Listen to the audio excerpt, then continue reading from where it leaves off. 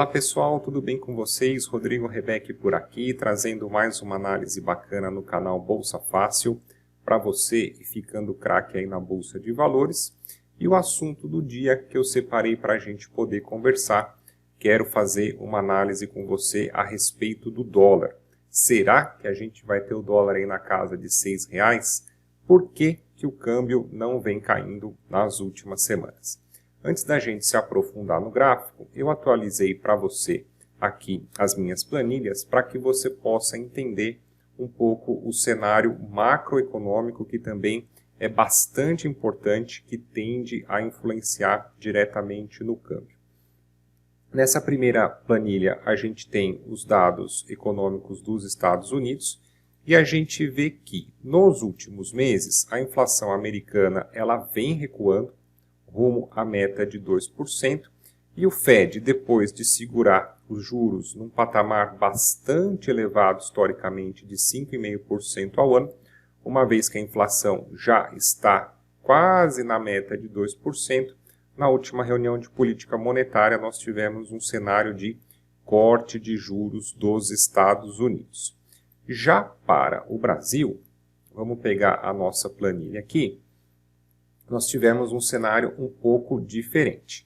A nossa meta de inflação é 3%, sendo um intervalo de tolerância de 1,5 ponto para cima ou para baixo, mas os últimos dados de inflação vindo aí em 4,42, a gente vê que a nossa inflação nos últimos meses, ao contrário dos Estados Unidos, ela não recuou mais. Depois da gente ter ela trabalhando aqui em junho de 23, perto ali de 3%, a nossa inflação ela ficou resiliente, ela não recua mais e, uma vez que a gente tem o IPCA em 4,4 praticamente, nós tivemos uma política monetária diferente do nosso Banco Central, que na última reunião nós tivemos o quê? Nós tivemos um ligeiro aumento dos juros no Brasil de 10,50% para 10,75% ao ano a nossa Selic.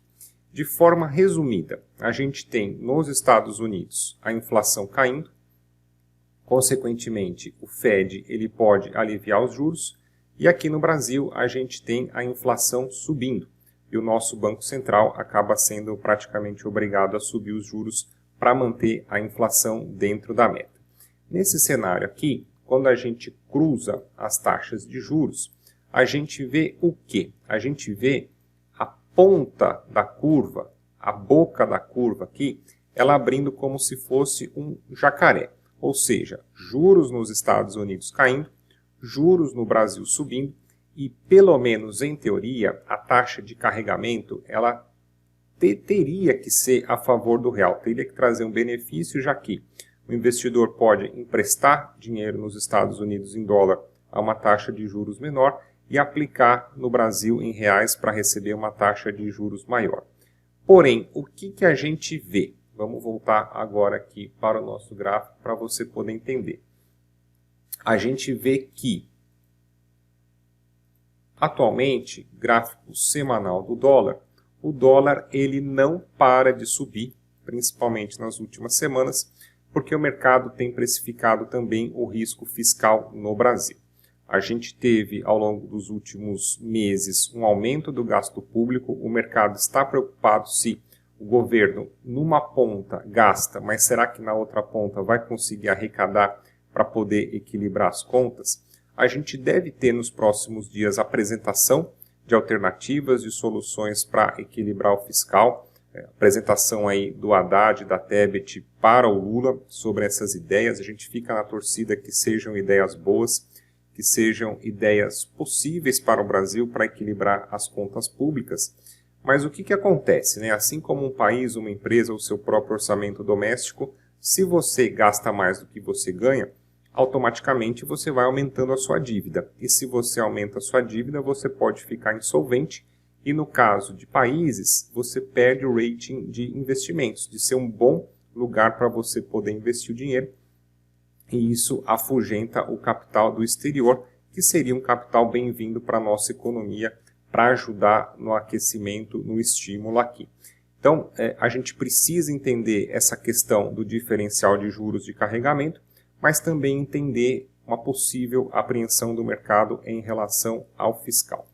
Aqui no gráfico semanal do dólar frente ao real, disponível pela plataforma da Active Trades, a gente observa que em abril de 2024, nós tivemos uma entrada muito forte dos compradores no dólar perto de R$ 5,00, aí em 5,03, e esse movimento ele foi suficiente para romper esse último topo que nós tínhamos na casa de 5,30. O mercado de abril até junho de 24, além de fazer esse rompimento do último topo, trouxe uma valorização do dólar de 13%. E o que é importante você entender? É uma inversão de polaridade das regiões de interesse. Uma região que antes despertava o interesse dos vendedores, que era uma região de resistência, uma vez rompida, ela pode passar a funcionar como suporte, despertando o interesse dos compradores. É o que a gente observa aqui, ó, entre esses níveis. Deixa eu até pegar esse topo aqui de abril para que você possa entender. Então tínhamos aqui a resistência foi rompida, tivemos entrada dos compradores em julho, depois em agosto aqui mais recentemente, nessa região próxima entre 5,40 e 5,35, a gente entende que o dólar, depois de romper acima dos 5,30, nesse movimento originado em abril, a gente vê que o mercado não deixou o dólar trabalhar abaixo de 5,30 de novo, funcionando aqui entre 5,40 entre 5,35. Agora, o momento que mais nos importa, que é o momento atual, que a gente precisa prestar atenção, o dólar chega para testar uma região de resistência ao longo de 2024. Tivemos aqui esse topo em 5,70, depois esse topo importante aqui em 5,83, e nesse momento vai ser o ponto de decisão, até culminando de forma cronológica com a situação do fiscal, que deve desenrolar nos próximos dias. A gente vai entender que, se o mercado perceber com bons olhos essa questão do fiscal, a gente pode ter o dólar recuando de novo para trabalhar dentro dessa região de interesse, dentro dessa região de suporte, entre 5,40 e 5,35. Agora, se o mercado azedar de vez, a ponto de termos aí o rompimento acima dessa última máxima no 5,83, aí a gente pode ter o mercado rompendo acima e caminhando para os R$ 6,00.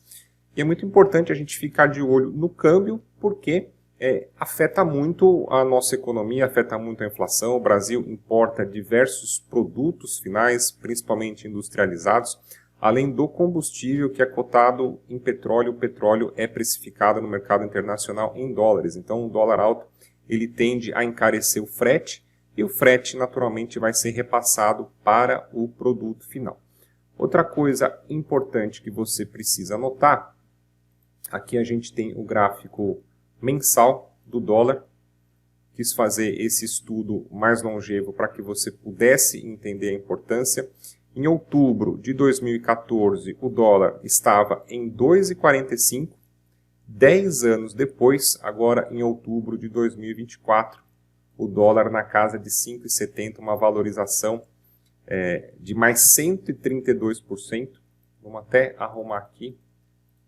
Mais 132%, não menos. Ou seja, o câmbio, o nosso real se desvalorizou muito, né? A gente perdeu muito poder de compra, muito poder de equivalência frente ao dólar nos últimos 10 anos. Por isso que a gente fala que é muito importante que você tenha uma parte do seu investimento protegido em dólares no exterior, para você diversificar o risco da sua carteira e você não perder o seu poder de compra a nível global, já que o dólar subindo, ele influencia também a inflação aqui no Brasil e o seu poder de compra, tá? Então, trazendo para você essa aula, essa análise do dólar, para você entender um pouquinho melhor esse cenário do porquê que o câmbio ainda não caiu e quais ali as principais regiões de interesse. Se você gostou desse vídeo, peço para você deixar a sua curtida e siga acompanhando aqui o conteúdo no canal. Tem aulas para você, dicas, análises, recomendações, muito conteúdo bacana de graça para você aprender a investir na Bolsa de Valores. Grande abraço e até o nosso próximo encontro.